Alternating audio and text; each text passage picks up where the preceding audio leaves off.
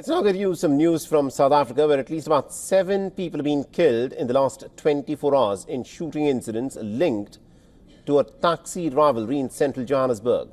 The 2 separate incidents of the deadly taxi violence rocked Johannesburg. 4 people have been shot dead in suspected taxi violence in the Jepstown, while in a separate incident on Wednesday, 3 taxi drivers were killed in a similar shootout in the southeastern part of the city. Both shootings are believed to be linked to rivalries between taxi associations. In Johannesburg, the taxi industry has been plagued by assassinations and violence for decades.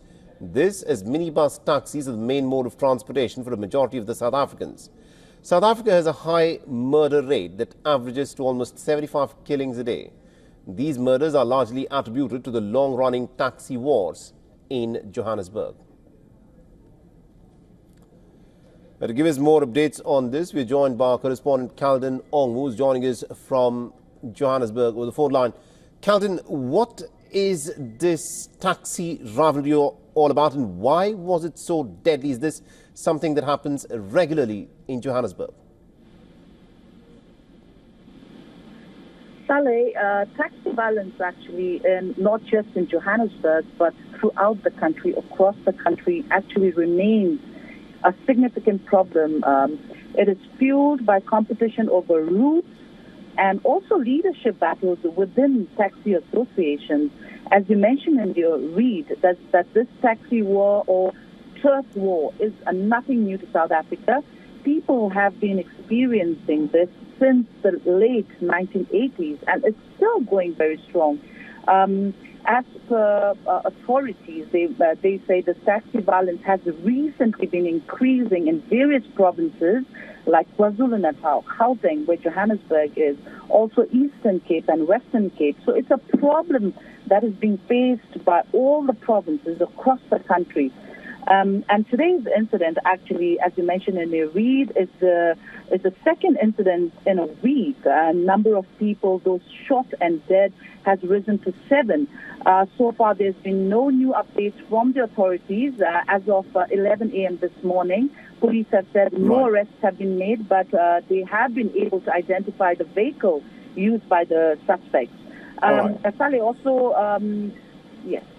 Calden, the obvious question is this: if this is a regular feature of these taxi rivalries, what does the South African government do? Why is it that it's not been able to put a lid on this kind of turf war between these different gangs who are also operating these taxis? Saleh, you must remember, a taxi industry is a private associate, but it's commonly known as a public transport. It's the largest, taxi industry in South Africa is still the most reliable, and it is also the most preferred method of transport for 60% of commuters in the country. It's not that government hasn't been trying.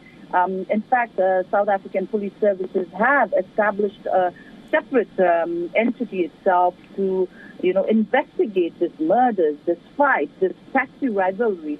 But it seems somehow they're not able to come in terms with taxi associations. Like if you go on a street in Johannesburg, if you ask people about taxis, people are actually very scared. They talk about taxi bosses. They talk about gang leaders. They talk about all these things. And, it is a good question, on the street when we ask a common South African who uses a taxi transport, are you not scared? Because in most of these cases, when there's taxi rivalry, like today, when there are shootouts, so who are the people that die? It's the innocent bystanders. People don't just go for a kill of a particular person. So they randomly come and shoot at taxi ranks. That's packed with people. And these things usually happen at a time when people are going to office or universities, Unfortunately, the incident that took place on Wednesday, there was a university student that got shot. And in many instances also, the children that's just playing on the street who get shot at. So this is a menace that South African government has been trying to resolve, but they have not been winning for a very, very long time. All right, indeed. Thank you very much, Calden Angmu, for joining us and getting us all those updates there.